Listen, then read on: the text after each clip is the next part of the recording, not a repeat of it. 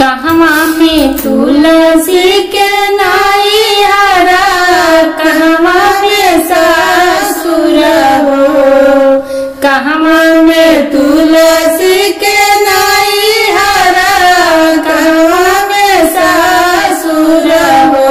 ए सखिया कहवा में तुलसी जना माली, मालिनिया जड़ रोपेली हो।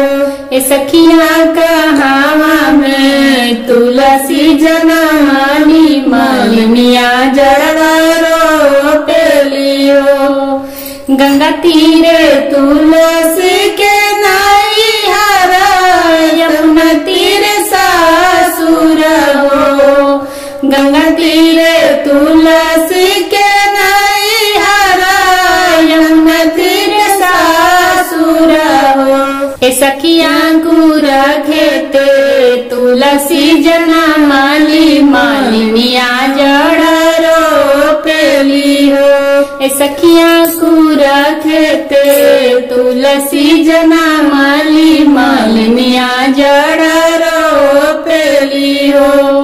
जेठबाई सखे काहे तुलसी तू झरी जालू पाते पाते हो। जेठबाई सखे काहे तुलसी तू झरी जालू पाते पाते हो। तुलसी चढ़ाता कार्तिक शीतल छाइया, पाते पाते हरियर हो। ए तुलसी चढ़ाता कार्तिक शीतल छाइया, पाते पाते हरियर हो। कहवा में तुलसी